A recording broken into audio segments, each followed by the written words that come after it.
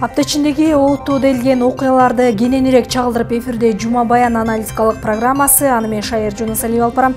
Кутмандуу кечиңиздер менен. Алгач бүгүнкү чыгарылыштан кыскача.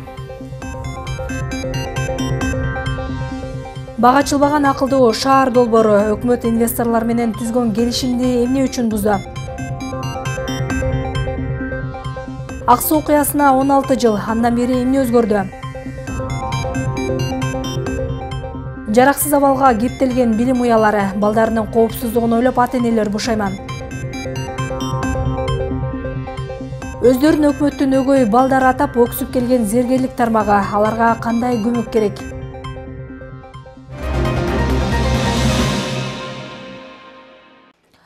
Бага чылбаган коопсуз шаар долбоору көп жылдан бери оозду айтылып ишке ашпай, соңунда өкмөт акылдуу шаар деп атын өзгөрткөн эле. Аны жүзөгө ашыруу үчүн Кытайлык Huawei компаниясы эч кандай тендерсиз эле долбоорду утуп алып, кыргыз өкмөтү менен келишим түзүлгөн. Башында эле ээрге кыйшык отурган долбоор мынтип 2 айга жетпей кайрадан жолду калууда. Тагыраагы өкмөт аталган компания менен түзгөн келишимди бир тараптуу жокко чыгарды. Буга өкмөттүн жообу да даяр. Маалыматтарга караганда, инвесторлор долбоордун сметасы менен техникалык экономикалык негиздемесин мөөнөтүнөн кечиктиришкен. Бул эми коомчулукка таратылган өкмөттүн расмий жообу. Мындай жүйөгө баары эле ынанды деген да жаңылыштык. Келишим бузулду деген маалымат тараар замат бул тема коомчулуктун кызуу талкуусуна жем таштады. Талдоочулар менен Жарандык коом бул кадамды Бишкек жылуулук борборундагы коррупциялык иштерге байланыштырып, өкмөт дагы бир үлкөн мүчүлүштүктө кетирүүдөн кооптонуп, алдын алуу аракетин көрдү деп жорушат. Кандай болгон күндө да бул өкмөттүн ара жолдон токтотуп, бир тараптуу келишимди бузган жалгыз ири долбоор эмес. Эсиңиздерде болсо, буга чейин дагы өлкөдөгү чакан жана ири ГЭСтерди куруу демилгесин моюнга алган чехиялык Liglas Trading компаниясы менен андан соң Мегакомду сатуу боюнча түзүлгөн келишим да жокко чыгарылган. Кененирээк кийинки сюжетте сөз болот. Бүгүнкү күндө муктаждык жаратып, ыкчам ишке ашырыла турган акылдуу шаар долбоору боюнча кытайлык инвесторлор менен болгон келишим ушул аптада токтотулду. Өкмөт бул маселе боюнча өз позициясын техникалык документтердин сапатсыз жана өз мөөнөтүнө бүтпөгөндүгүнө байланыштуу деп билдирди. Бул долбоор боюнча Huawei жана инвесторлор 60 күндүн ичинде техникалык документацияны даярдаш керек эле. Бул технико-экономическое обоснование, ТО жана проектно-сметная документация, ПСД. Бул документтер убагында бизге келген жок жана ошондой эле сапатсыз деп айтсак болот. Чындыгында аталган инвестициялык долбоор боюнча эки тараптуу келишим түзүлгөнүнө бир нече ай болду. Ал эми келишимден баш тартуу чечими тууралуу адистер эч кандай юридикалык, финансылык чыгым жаратпайт деп ишендирүүдө. Себеби долбоор боюнча тийиштүү документтер али даярдалып бүтө элек экен. Эми донорлордун көмөгү менен долбоорду өзүбүз ишке ашырабыз дешет адистер. Бирок эксперттер бул пикирге каршы ойдо. Анткени чоң каражатты талап кылган демилгелерди өзүбүз аткара берсек, буга чейин бир нече ири долбоорлор качан эле ишке ашып кетпейт беле деп шек санашат. Анын үстүнө акылдуу шаардын ишке ашпай калышына Бишкек жылуулук борборунун абалы да таасир этти деп күмөндөшүүдө. Баш тартуунун бир себеби бул азыр мынакей ТЭЦ боюнча келишимдерди аябай мындай критикалап, сындап, жаман жактарын айтып атышат. Анан балким бул долбоордон дагы ушундай бир нерселер чыгып кетип, чатакка айланып кетпесин деп да чочуркон негизинде болушу мүмкүн. Себеп дегенде бул долбоор дун башталганына эле бир нече жыл болду. Антке менен Huawei компаниясы милдеттенмелерди өз мезгилинде аткара албай калды деген билдирүүгө макул болбогондор да бар. Аталган компанияны мыкты билгендер дүйнөлүк деңгээлде алдыңкы орунда турган олуттуу ишкана кантип эле жумушун жасай албай калды дешет. Бул өтө олуттуу дүйнөлүк мынабы коммуникациялык компаниялардын ичинде аябай күчтүү компаниялардын бири. Ошол эле iPhone чыгарган жанагы Apple компаниясы, Samsung менен эле теңтайлашкан, ошондой эле смартфондорду чыгарган абдан бир атактуу коммуникация тармагындагы бир дүйнөлүк компаниялардын бири. Бул долбоор Кыргызстанда биринчи жолу аткарылып жаткан жок. 2012 жылы эле коопсуз шаар деп аталып, кийин акылдуу шаарга айланган долбоор башынан эле чырлуу болгондугун адистер эскертишет. Ошол мезгилдеги ички иштер премьер-министри Мелис Турганбаев долбоор тууралуу расмий билдирүү жасап, биздин атка минерлер пара алмайын мындай демилгелер ишке ашпасын айткан жайы бар. Андыктан абройлуу компаниялардын иштешпей калуусунун бир сыры балким ушунда жатпасын дегендер да жок эмес. Бул сыяктуу ири долбоорлор кечеңдеген сайын кедергиси тийбей койбойт. Мында бир мандем жатат деген эл өкүлү Рыскелди Момбеков жумушта эч кандай түйшүк деле жок болчу. Техниканы орнотуп эле көзөмөл жүргүзсө, бир жылда актамак деген ойдо. Акылдуу шаар болобу, коопсуз шаар болобу артка жылган сайын ошончолук зыянын тартып атабыз да. Маселен бул башталганда бул 5 жыл мурун башталган. Ошо 5 жылдан бери ошондой биринчи баштап койгондо бүгүнкү күнгө чейин ошол курган ферма 80 миллион доллар менен курганда дагы ал өзүнүн ошого кетирген акчасын алып чыгып бүгүн калмак болчу. Бүгүн жол кырсыктар азыраймак болчу, экономикага дагы акча түшмөк болчу. Ал үчүн бир чоң бир долбоорду жазып, анан концепциясын беките турган нерсе эмес. Техниканы алып келип коюш керек дагы болду. Штрафты чогултуш керек. Эмне үчүн бул немеге айланып кетти? Саясатка айланып кетти. Анткени берде чоң кызыкчылык бар. Албетте акылдуу шаар калк үчүн бүгүнкү күндө өтө керектүү долбоор. Келишимге кол коюлду дегенде кубанганын жашырбагандар акыркы чечимге кейип турушат. Өзгөчө башкалада жол кырсыктары өткөн жылы кескин көбөйүп, андан жабыр тарткандардын кайгысын эч ким толуктай албай калган. Жол кырсыгы көбөйүп, канчалаган адамдарыбыз өмүрү кетти да. Ошого биз ушу талап коюп, ушундай дегенибизде биз мына келишим түздүк ошол компания менен. Дегенде биз да кубанып, ушул иш жүзүнө ашат деген ойдо болдук эле.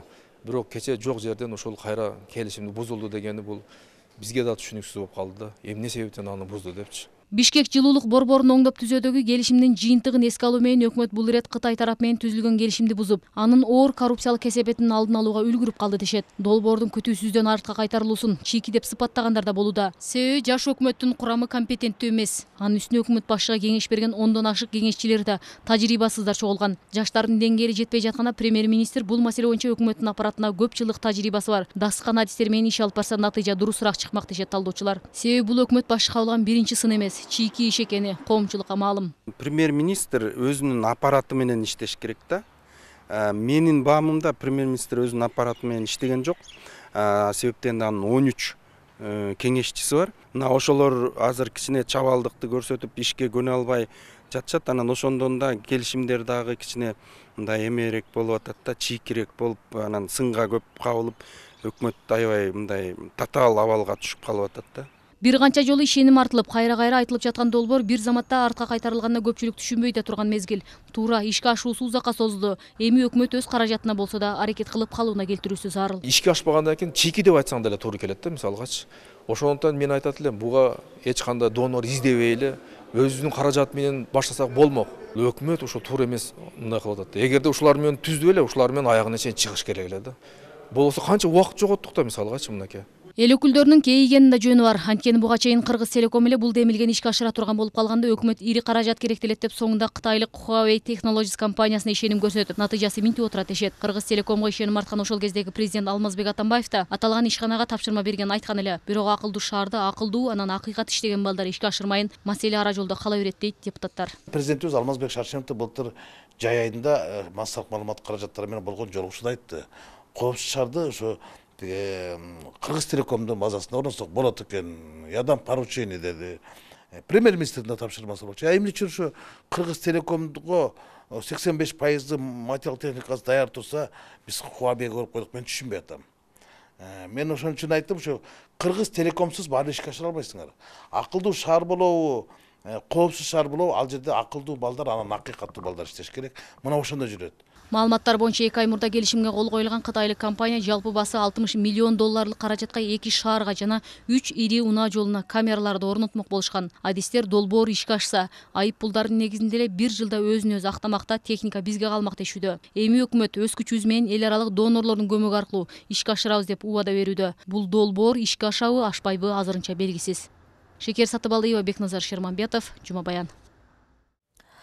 Ишке ашпай ара жолдо калып жаткан долбоорлорго мейли бул өкмөттүн 1 жыл ичинде кетирген катасы. Бирок 13 жылдан бери өлкөдө олуттуу кандай өзгөрүүлөр болду? Дегеним 2005-жылкы Жоо Казын революциясы, андан кийинки 2010 жылкы апрель окуясынан эл эмнени күткөн эле. Буга кези келгенде тарых таразалап урпактар өз баасын берер, бирок дал ошол Жоо Казын революциясы деген ат менен белгилүү болгон март окуяларынын башаты 2002 жылдын 17 мартында Аксыда башталып, бийликке каршы чыккан элге ок атылып, 6 адамдын өмүрү кыйылган. Аксы окуясына быйыл 16 жыл болду. Каргашалуу күндү эскерип, бүгүн жерлерде курман болгондорго Куран түшүрүлүп, Борбордук аянтта эскерүү иш-чаралар өттү. Кененирээк Айсара Тыналгыз айтып берет.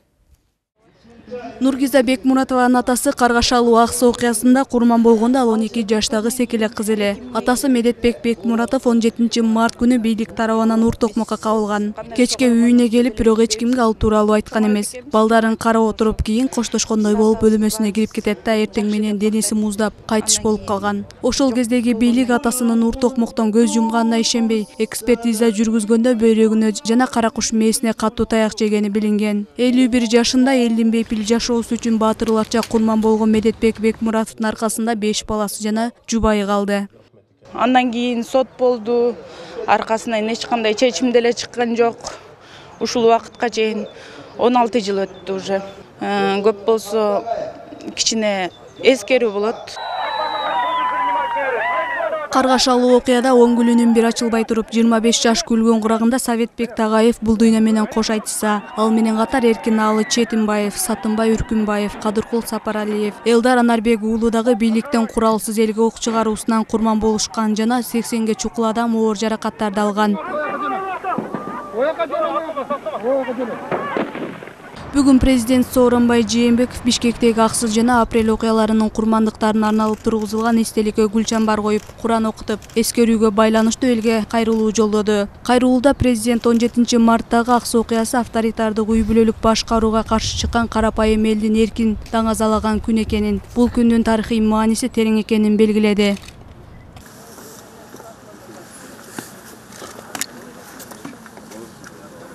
Каргашалуу окуянын 16 жылдыгы Аксынын Боспейг айылында да эскерилди. Бул иш-чарага премьер-министр Сапар Исаков баштаган бийлик өкүлдөрү жана жергиликтүү эл катышты. Курман болгон эр азаматтарыбызды эскерип отурабыз. Биз эскерип жаткан балдар сырткы душмандардын колунан эмес, бийликтин колунан каза табышты. Ал эми Борбор калаадагы эскерүүгө коомдук ишмерлер, курман болгон инсандардын жакын адамдары, министрлер жана Бишкек шаарынын мэри катышып Куран окулду.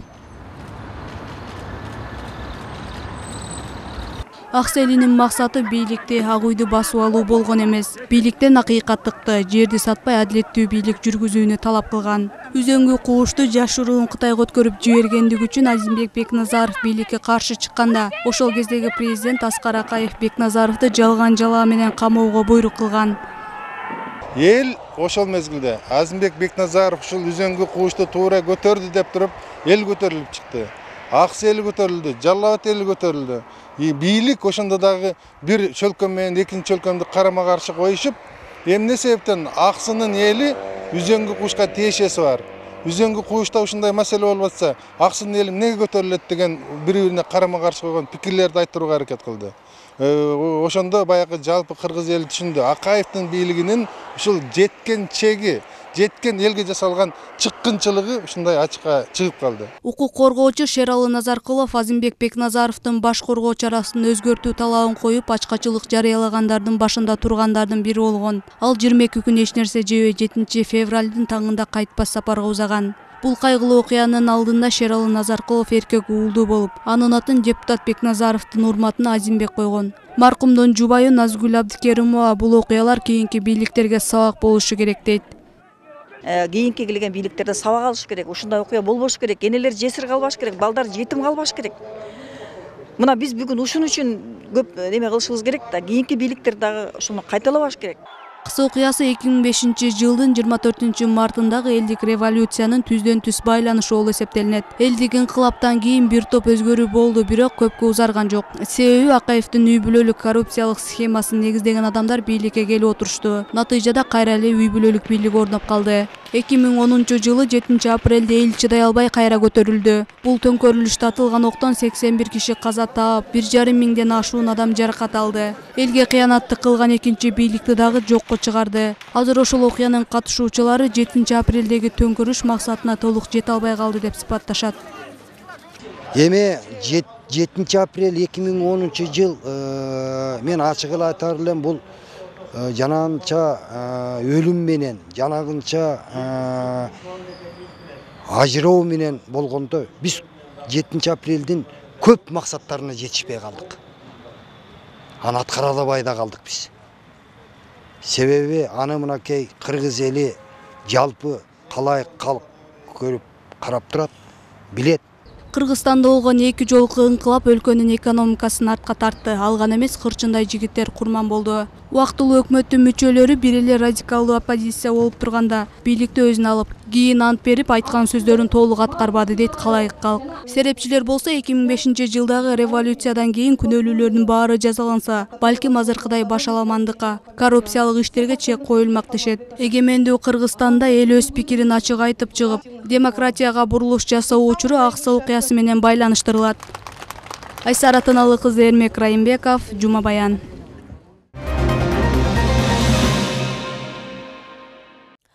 Жаңы салынып ишке берилгенине 3 жыл өтпөй жараксыз абалга кептелген билим уясы. Ала Тоо конушундагы номер 82 мектеп учурда авариялык абалда. Анда билим алып жаткан балдардын коопсуздугун ойлоп ата-энелер бушайман болууда.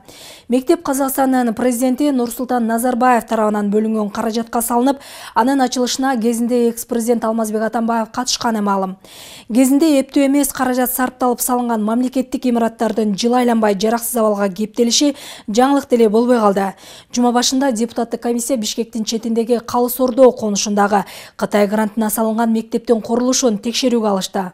Бул мектептин курулушунда да баягыдай эле көз боймоочулуктар орун алганбы же жокпу, аны аталган комиссиянын жыйынтыгында ачыкка чыгар. Өкүнүчтүүсү өлкө аймагында мындай имараттар жүздөп саналат. Нурсултан Назарбаев атындагы бул мектеп 2015-жылдан тарта пайдаланууга берилген, бирок 3 жылга жетпей авариялык абалга кептелип, имараттын полу 20 сантиметрге чейин чөгүп, дубалдардан жаракка кете баштаган. Учурда бул мектеп өтө кооптуу абалда турат. Мындай маселе жергиликтүү тургундарды, окуучулардын ата-энелерин түйшөлтүп, кокус кеткен жаракалар дагы чоңоюп, эртеңки күнү имарат кулап кетсе, балдардын өмүрүнө ким жооп берет деп нааразы.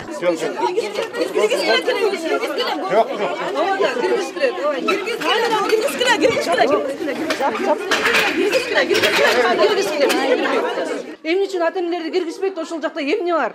Көрүп чыксын, хотя бы 4-5 кирип ошол жерден. Эмне үчүн киргизбей атасыңар? Демек ал жерде азыр жасап атат. Бардыгы айтып атат бул жакта. Жасап, жаап, анан кийин мынакей бардыгы сонун деп бирдеме кылып чыгат. Мышык.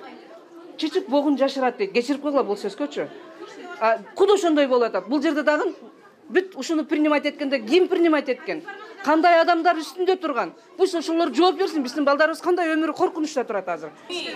Биз просто балдарыбыздын коопсуздугу үчүн ушул жерге келдик да. А так эметпейт болчубуз. Уже 40 сантиметр түшүп калды деп атат мектеп ортосу.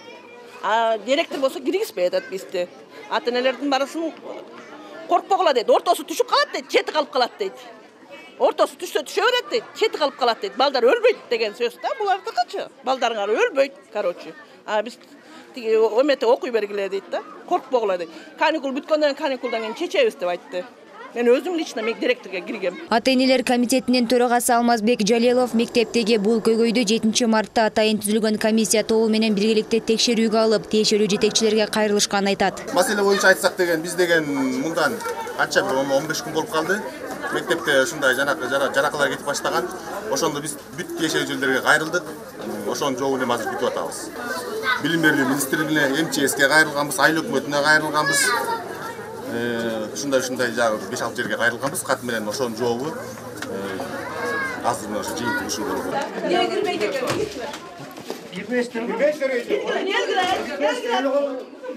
Сыртта күйүп-пышып балдарынын коопсуздугун ойлоп турган ата-энелердин чыркыраганы бекер эмес экен. Дубалдагы жаракка, чөгүп бараткан полдугой, анын астынан чыккан сууларга ким жооп берет? Биз азыр Ала Тоо конушундагы Нурсултан Назарбаев атындагы мектепте турабыз. Бул жерде мектептин фундаменти 20 сантиметрге чейин чөгүп, жада калса полдун астынан дагы суу чыгып, алар ментип талкалана баштаган. Эми өтө коопсуздукту талап кылган бул мектепке ата-энелер балдарыбызды кантип окутабыз деген маселе жаралууда. Бул күнү маселенин чоо жайын жергиликтүү тургундарга түшүндүрүп берүү үчүн мектепти салган компания Ленин районунун акими жана архитектура курулуш мамлекеттик агенттигинин өкүлдөрү келишкен. Билим уясын курган компания келген ата-энелерди тынчтандырайын дедиби, айтор жаракка кеткен жерлерде кооптулук деле жок деп түшүндүрүп кирди. Фундаментиңер чөкпөйт, здание турат бул.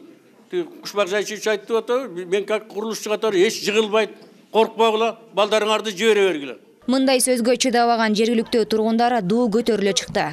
Мисалы мына самолет кулады. Мына урматтуу ата-энелер, самолет кулады. Бир айылды басып калды. Мамлекет тарабынан ошо күнөөлүүлөрдү таптыбы? Тапкан жок. Анан кийин токтоңуз, кое туруңуз. Анан кийин 97 бала каза болуп калды. Мына ошону мамлекет тарабынан бийликтегилер ошону таптыбы? Тапкан жок. Анан 500 окуучуну басып койду, таппайт.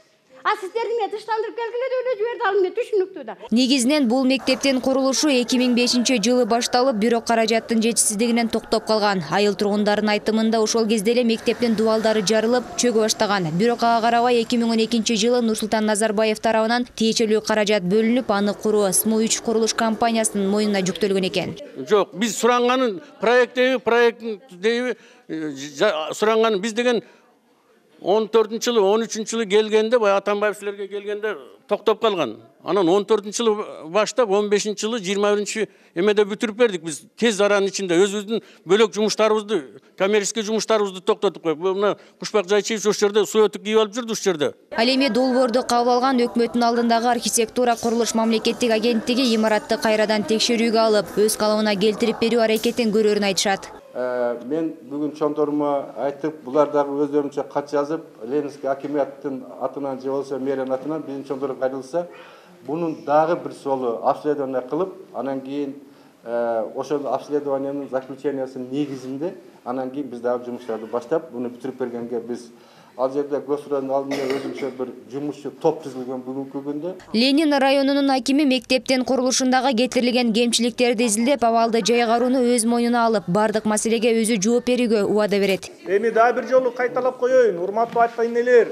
Эгерде ушундай хоть кичинекей коркунуч болсо, мен хоть азыр даярмын. Ушу мектептин окуучуларын башка ак өргөгө, жалга, башка мектептерге жайгаштырып, анан биякты жаап, ремонтту спокойно кыла бергенде. Ага даярбыз. Любой момент анда проблем жок. Миллиондогон сом каражат кеткен бул мектеп аз убакыттын ичинде минтип кейиштүү абалга кептелген болсо, ошол эле учурда гранттык негизде курулган билим уялары бар. Маселен, жуманын башында депутаттык комиссия Бишкектин четиндеги Калыс Ордо конушундагы Кытай грантына салынган мектептин курулушун текшерүүгө алышты. Бул боюнча Жогорку кеңештин депутаты Айда Касмалиева билим берүү мекемесине $2 миллион каражат жумшалганын, андан тышкары аны курган компания 3 ирет алмашканы күмөн жараткан дейт. Текшерүүдөн соң мектептин сапаттуу салынганына ынанышкан. Бирок аларды түйшөлткөнү мекемени курган биринчи компания $1 миллион ашык акчаны алып, бирок отчет бербегенинде. Экинчи компаниядагы курулушту улантып, анан кийин кетип калганда, анан алар отчетун бербептир да.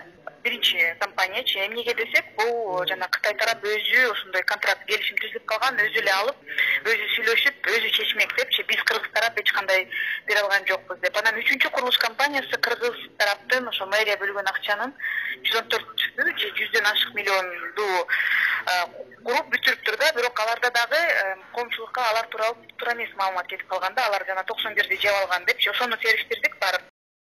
Бул мектептин курулушуна кытайлык Твея компаниясы баш аягы $2 миллион бөлүп бергени. Мектеп курулушунун кымбаттыгы аталган компания тарабынан модернизацияланган Бишкек жебиндеги авариядан кийин депутаттык комиссияны кызыктырган. Эми алар 1 апрелге чейин бир эле Калыс Ордо эмес, дагы башка мектептерди карап жыйынтык чыгарууну мерчимдешүүдө. Жазгүл Мадинова, Калыбек Абдумамутов, Жума Баян. Кыргызстандагы зергерлер эмне үчүн кыргыз алтынын колдонушпайт? Маалыматтарга караганда, өлкөдө өндүрүлгөн алтындын 2-3% гана зер буюмдары жасалбаса, көбүнчөсү Турция, Россия жана Индия сыяктуу өлкөлөрдүн чеки заттарын колдонушат. Адистер буга жүйөлүү себептерди келтиришип, эң башкысы салык мыйзамдагы алешендиктерге токтолушат. Анткени мыйзамда салык көлөмү 12% деп жазылган менен, ишкерлер төлөй келгенде кошумча нарк салыгын кошуп, 7 эсе ашыкча чыгымга кептелишет экен.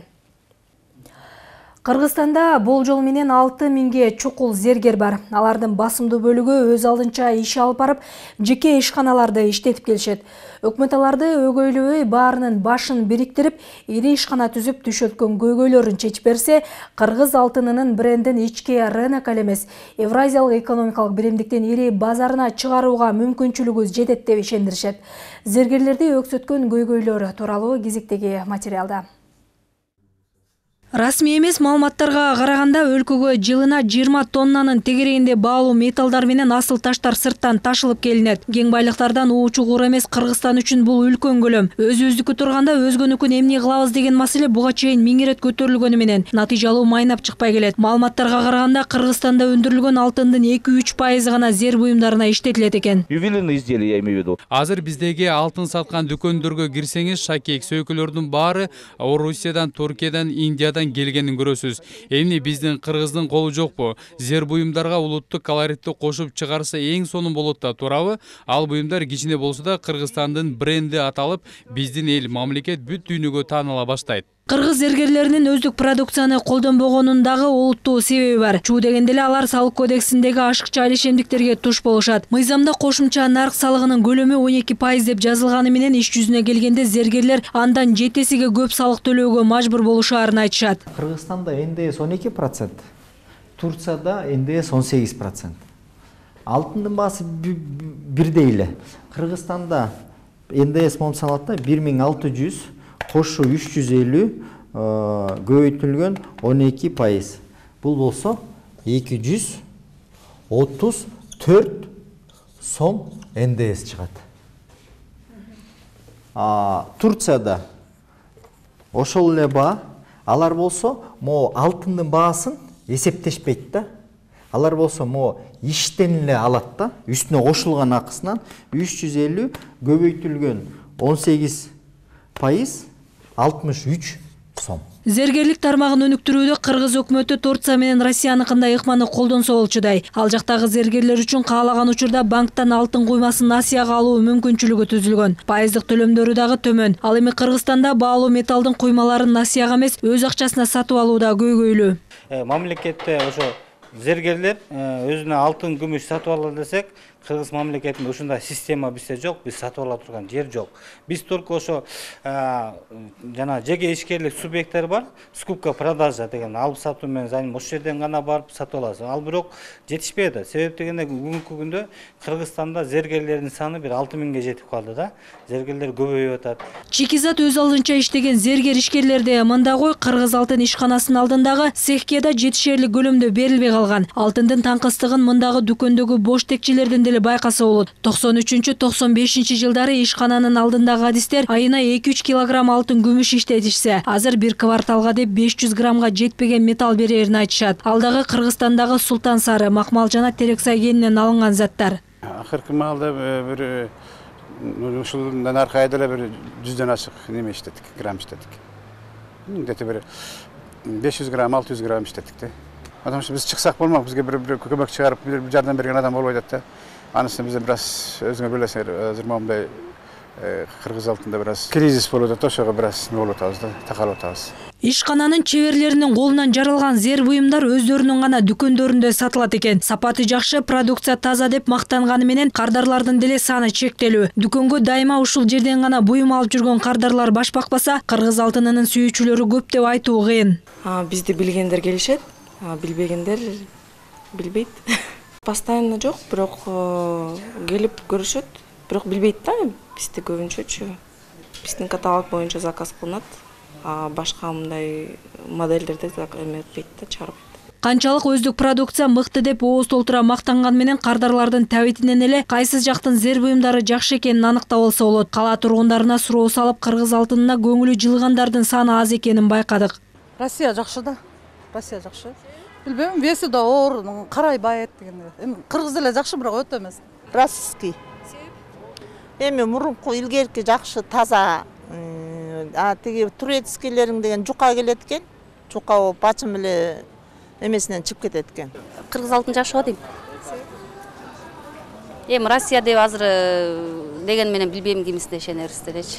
Россияны тандайм мисалы. Себеби деген анын качественный, биздики жука, некачественный. Эмне керек биздин алтында карап кетип сынып калабы? Батарея сынып калат го, жукараак болуп. Кең байлыктары бар өлкөдө өндүрүш дагы өрүш алышы шарт. Мындагы кеминде эле өз алдынча иш алып барган 6000ге чукул зергерлердин башын бириктирип, ири ишкана же завод куруучу талаба. Кайра иштетүү тармагын жайына салып алган соң ички базарга эле эмес, Евразиялык экономикалык биримдиктин үлкөн аймагына чыгуу дагы оңой болуп калат. Бизде болсо точка роста деп коет, бириктириш керек да. зергерлердин баарын. Ошондо болсо алар күчтүү болуп, конкурентно способный болот. Мисалы Туркияны выставкаларга барып жүргөндө мен көрүп атам. Мисалы Туркияда бир жерде 3000 компанияны, 3000 зергер эмес, 3000 компания, ар бир компаниядан там 10 кишиден 100 кишиге чейин иштешет да. Ошондой компаниялар бир жерде, бир аланда топтолгондо, анан кийин алар бири-бирине үйрөнүп, дагы жакшы качественный продукция чыгарат да. Бизде болсо ушундай точка роста түзүшүбүз керек да. Бул шакекти биринчиден эски түшүрөсүң да. Анан кийин түшүргөндөн кийин өзүнүн ой пикирин саласың, таш кандайынан ушундай окшошот, ушун баар нерселерди жасайбыз да. Кыргызстан колунан көөрү төгүлгөн өнөрлүү зергерлерден уучу куур эмес. Алардын колунан жаралган зер буюмдары ириделген дүкөн базарларда көп сатылбай, буйрутмага гана иштеп калганы өкүнүчтүү. Эгер өкмөт шикизатты камсыздоо жагынан колдоо көрсөтө турган болсо, Кыргызстандын зер буюмдарынын брендин түзүп, атагын алыска чыгарууга толук мүмкүнчүлүк бар экенин айтышат. Шайыр Жунусалиева, Бекназар Шерманбетов, Жума Баян. НИО-ТВ телеканалы өлкө аймагындагы массалык маалымат каражаттары арасында өткөрүлгөн сынакта 1-чи орунга татыды. Сынак КРСФ уюмунун Кыргызстанда туруктуу энергияны каржылоо программасынын алкагында өтүп, ага өлкөдөгү маалымат каражаттарынын дээрлик көбү телекөрсөтүү, радио уктуруулар, интернет, анын ичинде блогерлерге чейин катышкан. 100гө жакын материалдар атсалышкан сынакта телеканалдар арасында НИО-ТВ телеканалынын Акыл Заман көрсөтүүсү 1-чи орунга татыды. Белгилей кетсек, калыстар тобунда бир эле эл аралык уюмдун өкүлдөрү эмес, Евробиримдиктин да мүчөлөрү болгон. Мамлекет жасай турган, мамлекеттик каналдар жасай турган иштерди биз өзүбүздүн эле демилгебиз менен мурдатан бери жасап келатканбыз. Анан ошонун баардыгы ушул биздин көрсөтүүлөрүбүздө чагылып жатат. Анан аларды анан ошондой эл аралык жанагындай донор уюмдар байкап калып, анан кийин бизге ошондой сунушун берген, ушул сынакка катышпайсыңар деп. Биз андан кийин сынактын болуп жатканын андан кийин билдик да, анан кийин акыркы числолор менен катышууга үлгүрүп калдык. Анан кийин алар ошондой жанагындай номинацияга илип коюшту кыскасы. Сиздер жарым саат бою мен жана кесиптештерим тарабынан даярдалган Жума Баяндын кезектеги чыгарылышына күбө болдуңуздар. Кечиңиздер көңүлдүү болсун, аман туруңуздар.